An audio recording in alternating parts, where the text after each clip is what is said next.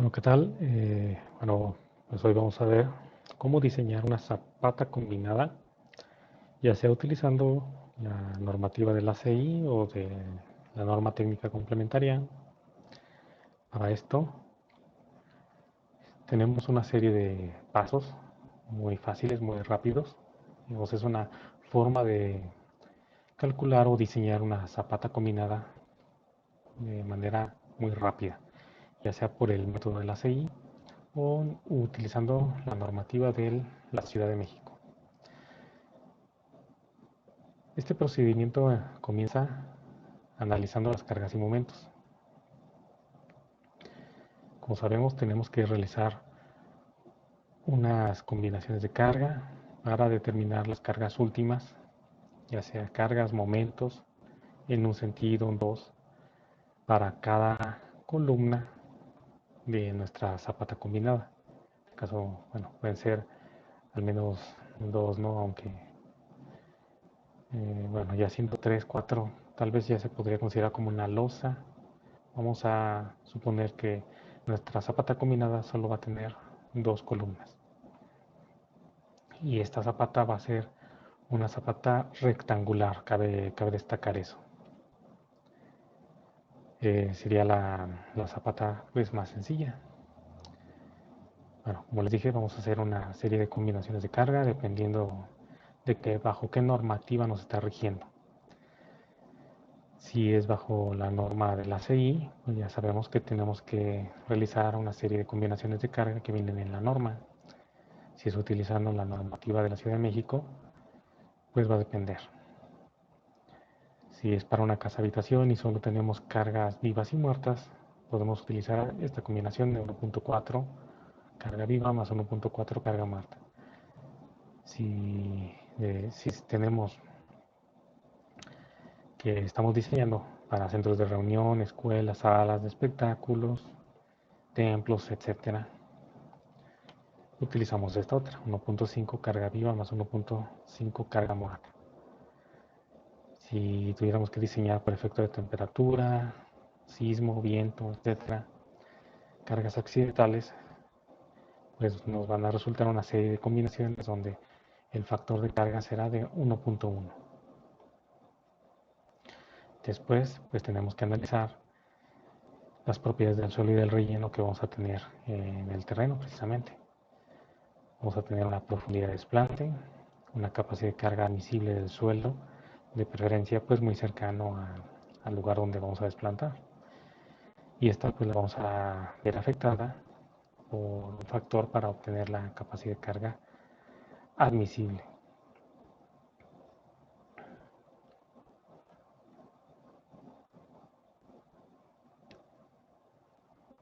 Después, bueno, vamos a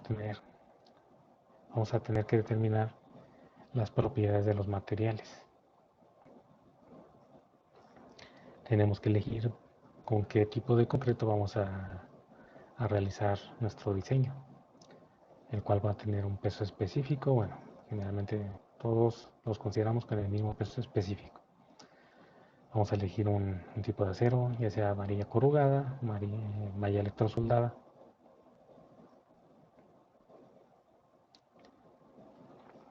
En el siguiente paso lo denomino determinación de la sección de la zapata.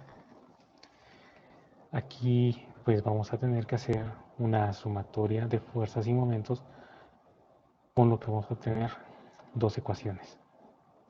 Con estas dos ecuaciones podemos tener la posición de la resultante de fuerzas, con las que vamos a dimensionar precisamente nuestras variables L, que vendría siendo la longitud, y pues el ancho de nuestra zapata. Esto, bueno, nos vamos a apoyar también de estas fórmulas y la forma de determinar esto es que la resultante a final de cuentas tiene que caer a una longitud L sobre 2. Y después nos apoyamos en esta fórmula donde sabemos que el esfuerzo es igual a una fuerza sobre un área para determinar B.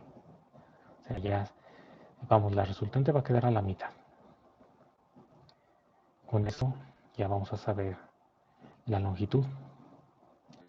Y con la longitud nos metemos a esta ecuación y vamos a obtener, despejando b, pues vamos a obtener el ancho, precisamente.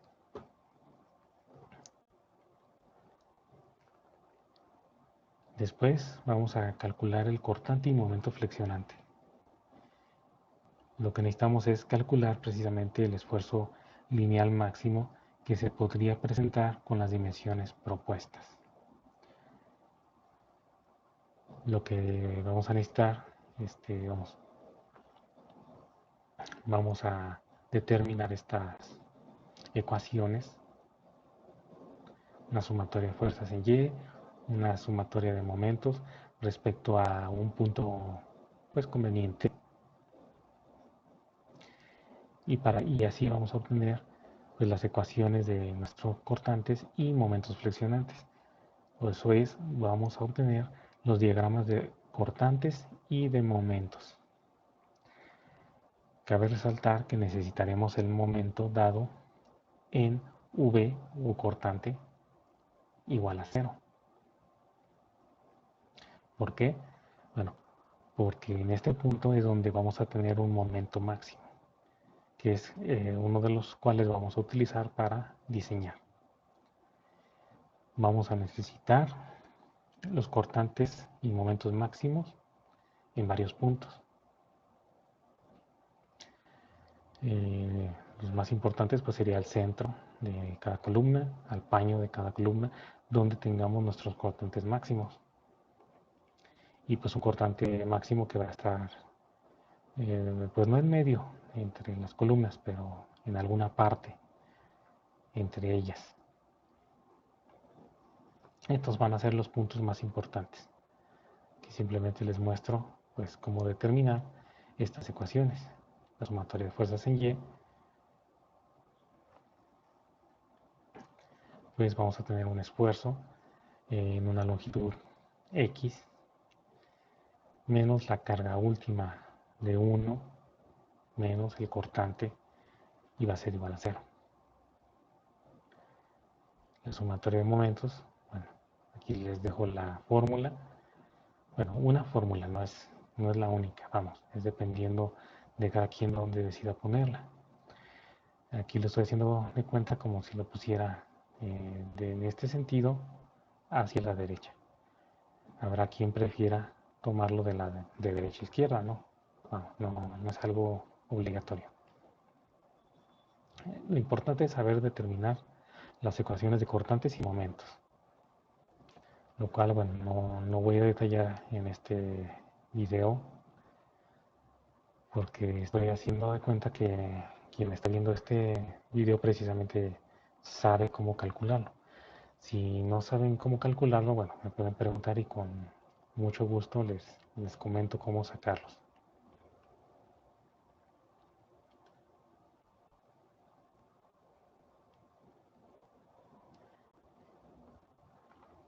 Ya que tenemos nuestros cortantes y momentos máximos, ahora tenemos que hacer nuestro diseño por cortante. Vamos a empezar con el cortante como viga. Para eso vamos a proponer un peralte en base a la resistencia del cortante como viga. Esto es, bueno, dependiendo de bajo qué reglamento estemos diseñando, podemos decir que la fuerza cortante va a ser igual al cortante máximo que se calculó anteriormente bajo estas fórmulas. Ahí vamos a determinar el cortante máximo menos un esfuerzo, el esfuerzo que hay debajo de nuestra zapata por una longitud de influencia igual al peralte efectivo. Esta fórmula la vamos a igualar precisamente al cortante que resista nuestro concreto, ya sea utilizando el reglamento de la CI o el reglamento de la Ciudad de México. Vamos, si estamos usando el reglamento de la CI, vamos a igualar el cortante que resiste el concreto según la norma de la CI lo vamos a igualar al cortante que tenemos bajo esta ecuación. Nos va a quedar una fórmula o una igualdad, más bien dicho, con términos del peralte efectivo. Al resolverla, pues nos va a dar un peralte mínimo necesario. Les dejo aquí la otra fórmula según el reglamento de la Ciudad de México. Estas fórmulas, bueno, supongo que ya están relacionadas con ellas, entonces no hay gran problema, ¿no? Igualamos y obtenemos un peralte mínimo, pero necesitamos un peralte real. O sea, puede que el peralte mínimo nos dé una distancia pues que no se puede considerar apropiada. Entonces tenemos que poner un peralte mínimo apropiado y con esto vamos a tener un peralte total H y recubrimiento R. Pues ya teniendo un peralte hay que verificar el cortante por punzonamiento. El cortante último que se presenta será este que les muestro aquí, cortante, no cortante por punzonamiento, un cortante último. Va a ser la carga en la columna que estemos analizando, porque tenemos que analizar cada columna, menos una carga debida al suelo, lo cual sería precisamente esto, una capacidad de carga última por un área 1 o 2.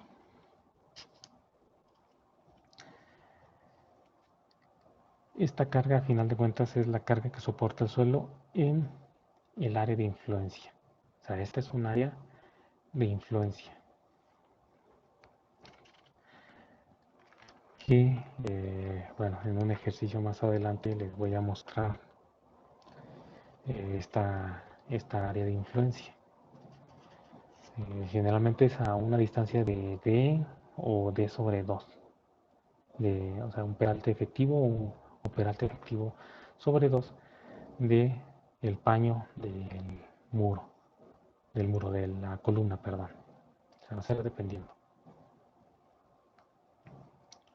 Entonces, bueno, ya tenemos la carga última. Hasta la última la calculamos en el primer paso de las combinaciones de carga. Igual la capacidad de carga última y el área efectiva, pues ya les dije cuál es.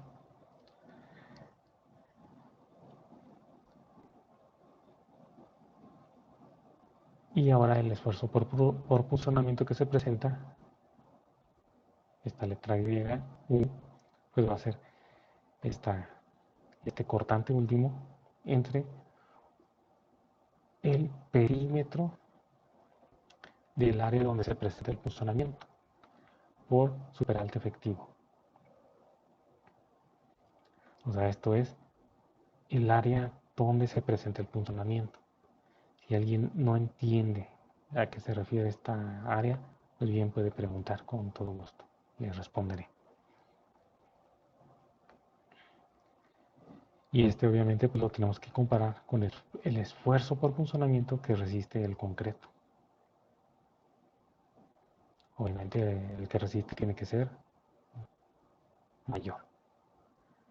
Aquí les dejo los factores de resistencia del concreto que se utilizan. Aquí lambda 1 para concretos normales y para la Ciudad de México. El bueno es el que está en paréntesis. Aquí estas fórmulas, bueno, están en megapascales y estas están en kilogramos.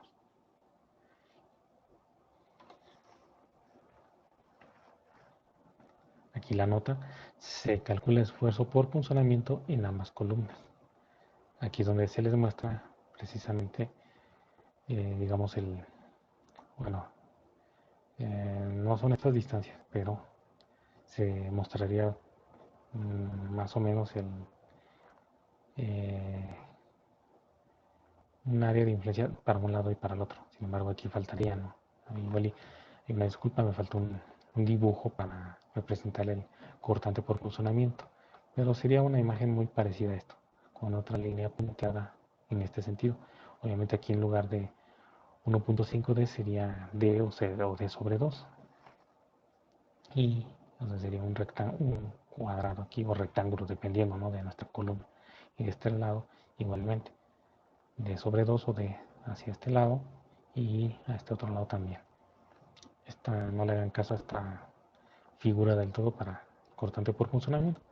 Esta es para determinar el refuerzo por flexión, que es el siguiente paso. Refuerzo por flexión.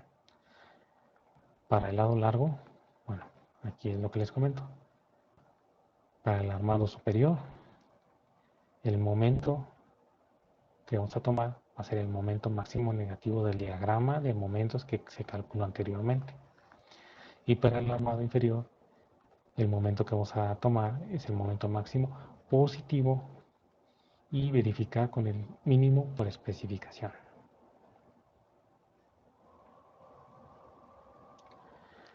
Lado corto, tenemos que calcularlo de la siguiente manera. O sea, el lado largo es este, o sea, el armado en este sentido. El lado corto es en este otro sentido.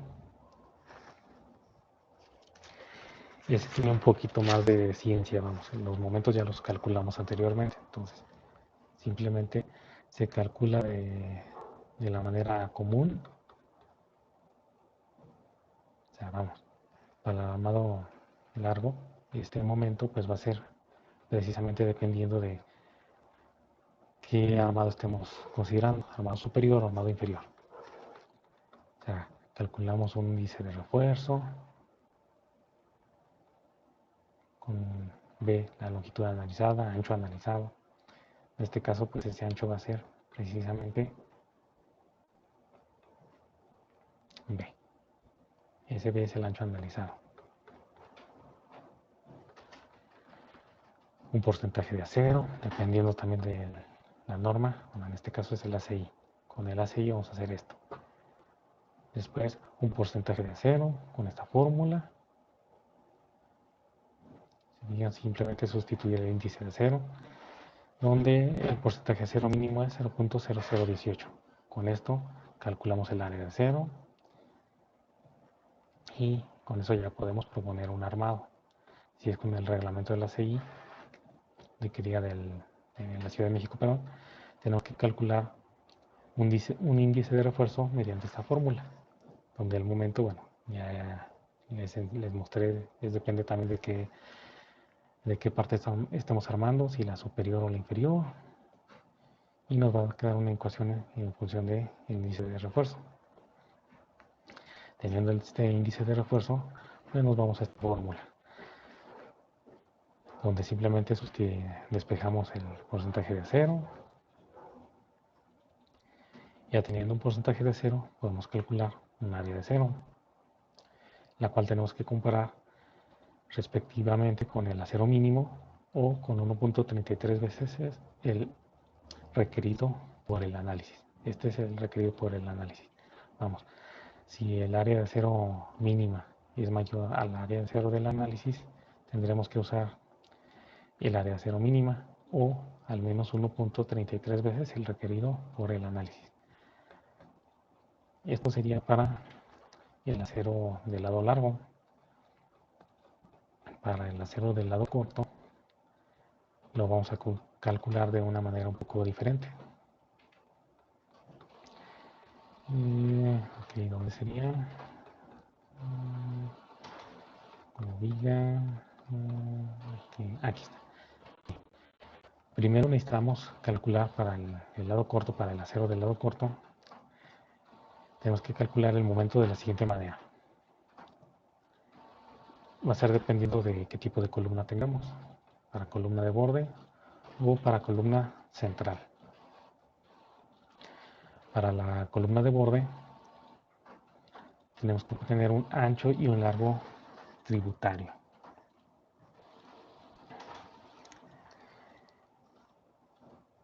El ancho va a ser precisamente este ancho B y el largo tributario L.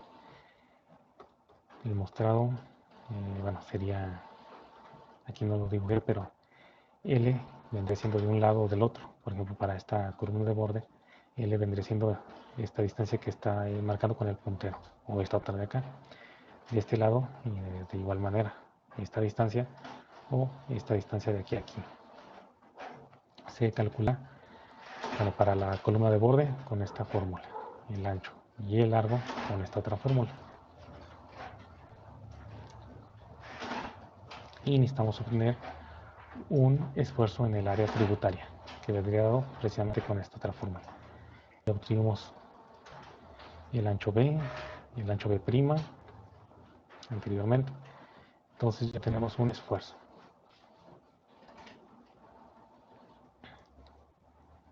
Con este esfuerzo podemos calcular ya un momento, que así que ya es dado por fórmula mediante esta ecuación. Y para la columna de medio, bueno, es un poco diferente. Si se fijan, el área de influencia pues es un poco diferente. Entonces el ancho de análisis B' va a estar dado por esta fórmula. La columna C, el ancho de columna C más 1.5 peralte efectivo. Es un poco diferente que con la columna de borde. Si fijan, la columna más 0.75. O sea, es esta dimensión. Para la central es esta otra dimensión.